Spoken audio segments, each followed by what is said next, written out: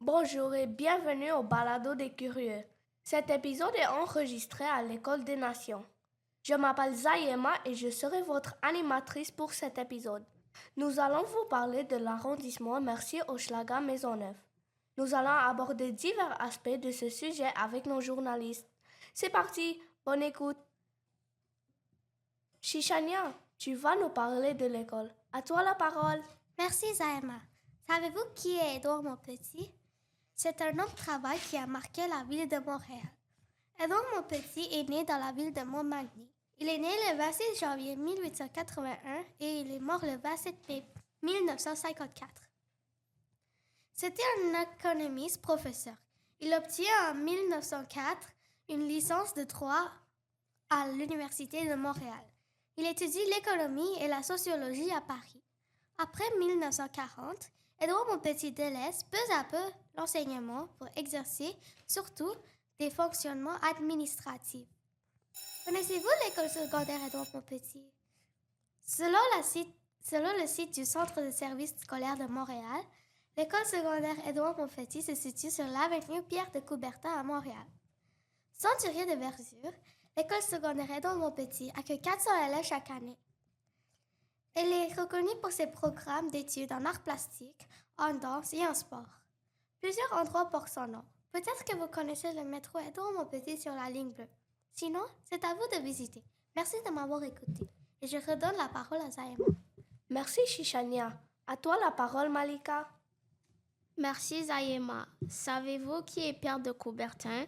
C'est un homme connu en lien avec les Jeux olympiques et une rue porte son nom. Pierre de Coubertin est un vieux monsieur né le 1er janvier 1863 en France. À Paris, il est décédé en 1937. C'était un éducateur français et rénovateur français des Jeux olympiques. Selon le site officiel des Jeux olympiques, il était le chef de file de réforme de l'enseignement en France à l'âge de 25 ans. Aussi, il a popularisé les Jeux olympiques modernes vers 1894. Pendant l'organisation des Jeux olympiques de Montréal de 1976, on a attribué le nom de celui-ci à la rue Boyce qui se situe au sud du stade olympique. En effet, selon la Commission de toponymie du Québec, la rue de l'arrondissement Mercier-Hochelaga Maisonneuve a changé le 16 juin 1975 pour Pierre de Coubertin. Est-ce que vous êtes déjà allé dans le stade olympique de Montréal ou avez-vous marché sur la rue qui longe le stade? Descendez au métro Vio sur la ligne verte et vous y serez. Merci Malika. Très intéressant. C'est à ton tour Sophia. Merci Zaema. Saviez-vous que la Maison de la Culture Maisonneuve était la première maison de la culture à Montréal et par conséquent au Québec? Elle est située dans notre arrondissement et il y a beaucoup d'activités à vivre. Elle a ouvert ses portes en 1981. Le bâtiment, construit en 1907, avait abrité une caserne de pompiers jusqu'au milieu de l'année 1993. Connaissez-vous Paul de Chemédé? Paul de Chemédé de Maisonneuve, né le 12 février 1612 en France, est mort le 9 septembre 1676 à Paris à l'âge de 64 ans. Il était officier français et l'un des fondateurs avec Jean Mance de la ville de Montréal, anciennement appelée Ville-Marie. Il a aussi été son premier gouverneur. Paul de Chemédé de Maisonneuve est désigné personnage historique national le 1er juin 1985 par la Commission des lieux et monuments historiques du Canada.